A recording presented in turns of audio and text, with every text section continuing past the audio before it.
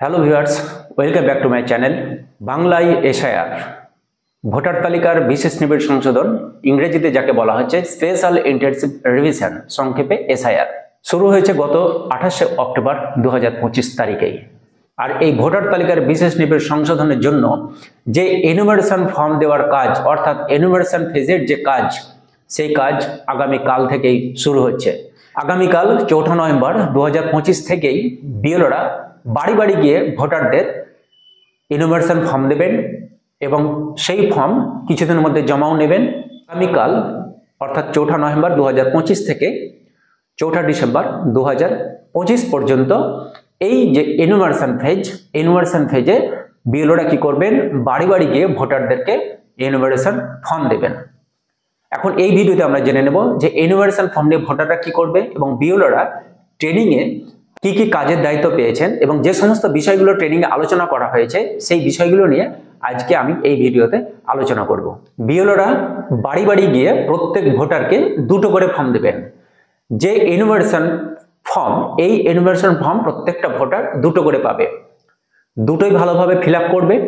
Enumeration ফর্মে একটা নির্দিষ্ট জায়গা আছে যেখানে পাসপোর্ট সাইজের ছবি বসাতে হবে, সেই জায়গায় ভোটাররা পাসপোর্ট সাইজের ছবি বসাবেন এবং এই ফর্মে যেখানে ভোটারদের সই করার জন্য যে নির্দিষ্ট জায়গা রাখা হয়েছে সেই নির্দিষ্ট জায়গায় ভোটাররা সই করবেন। সেই সঙ্গে বিএলওদের যে জায়গা আছে সই করার এবং সিল দেওয়ার, সেই নির্দিষ্ট জায়গায় বিএলওরা সই এবং সিল দেবেন। উল্লেখযোগ্য বিষয় যে এই যে এনুমারেশন ফর্ম বিএলওরা জমা নেবেন, এই এনুমারেশন ফর্ম জমা নেওয়ার সময় ভোটারদের কোনো নথি জমা নেবেন না। অর্থাৎ ভোটাররা এনুমারেশন ফর্ম যখন বিএলওদেরকে দেবেন তখন ভোটারদের নিজস্ব কোনো নথি লাগছে না। এই বিষয়টা আমাদের কাছে পরিষ্কার হলো। বিএলওরা ভোটারদের বাড়ি বাড়ি গিয়ে যখন ফর্ম দেবেন, এর মধ্যে যদি কোনো ভোটার বাড়িতে অনুপস্থিত থাকে এবং বিএলওরা সেই বাড়ি মোট 3 বার ফর্ম বিতরণ করার জন্য, অর্থাৎ সেই ভোটারকে ফর্ম দেওয়ার জন্য মোট 3 বার তার বাড়ি যাবেন। শেষ ভিজিটে যদি সেই ভোটার বাড়িতে অনুপস্থিত থাকেন তাহলে বাড়ির দরজার ফাঁক দিয়ে সেই এনুমারেশন ফর্ম বিএলওদেরকে দিতে হবে। এভাবে ফর্ম দেওয়ার বিষয়টাকে ভিডিও করে রাখতে হবে। বিএলওরা ট্রেনিংয়ে অনেক রকম প্রশ্ন করছেন। 2002 সালের ভোটার লিস্টে যাদের নাম নেই তাদের কি হবে, এই সমস্ত বিষয়গুলো নিয়ে অনেক রকম এই এসআর রিলেটেড অনেক রকম প্রশ্ন করেছিলেন। সেই ট্রেনিংয়ে যারা আধিকারিক তারা বিএলওদের জানিয়েছেন যে সমস্ত ভোটারদের 2002 এবং 2025 সালের ভোটার লিস্টের নাম আছে অলরেডি তারা ম্যাপড, অর্থাৎ তাদের ম্যাপিং এবং ম্যাচিং অলরেডি হয়ে গেছে। এবং যে সমস্ত ভোটারদের শুধুমাত্র 2025-এ আছে কিন্তু 2002 সালের ভোটার লিস্টে নেই, তারা 2002 সালের ভোটার লিস্টে থাকা তাদের বাবা কিংবা মায়ের লিঙ্কেজ দেখিয়ে তারাও অলরেডি ম্যাপিং এর মধ্যে চলে এসেছেন। এর পরবর্তী বিষয়ে ট্রেনিংয়ে বলা হয়েছে বিএলওদের, যদি এনুমারেশন ফর্মে কোনো ভোটার তার বাবা মার 2002 ভোটার লিস্টে নাম থাকার কারণে যদি কেউ ঠাকুরদা বা ঠাকুমার নাম এবং তার যে ডিটেলস 2002 ভোটার লিস্টে, সেই ডিটেলসটা যদি এনুমারেশন ফর্মে লেখেন তবুও সেটা গ্রহণ করা হবে। অর্থাৎ খসড়া তালিকায় তার নাম উঠতে পারে। এক্ষেত্রে কোনো রকম অবজেকশন অ্যান্ড ক্লেম পিরিয়ডে হিয়ারিং হবে না।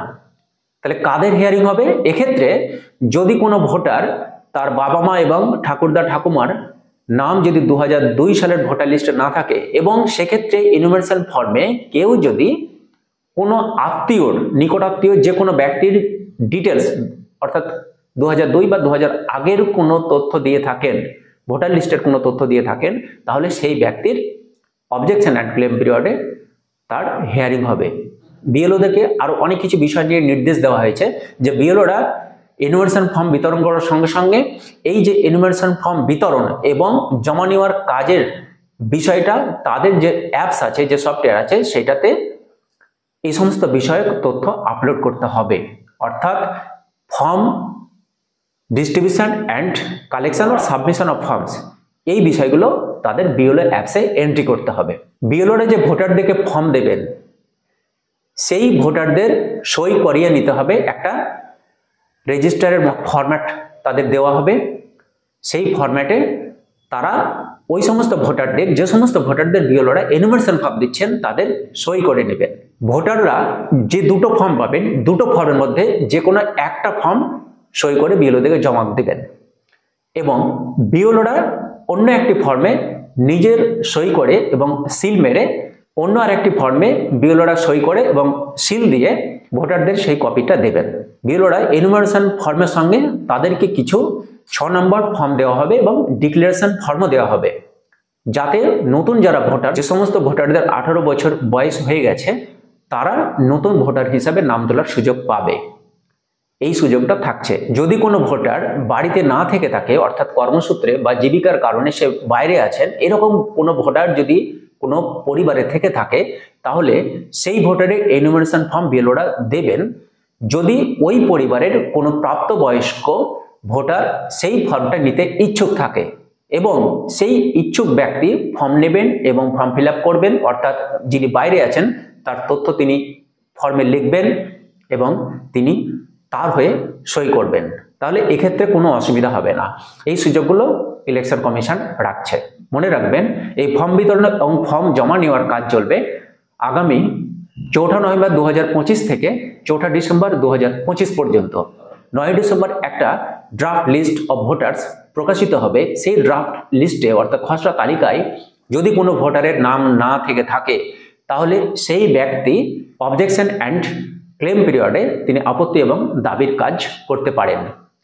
এই অবজেকশন অ্যান্ড ক্লেম পিরিয়ড চলবে 9 ডিসেম্বর থেকে 8 জানুয়ারি পর্যন্ত এবং তার এই দাবি এবং আপত্তির ভিত্তিতে 9 ডিসেম্বর 2025 থেকে 31 জানুয়ারি 2026 পর্যন্ত একটা হিয়ারিং এর সুযোগ থাকছে।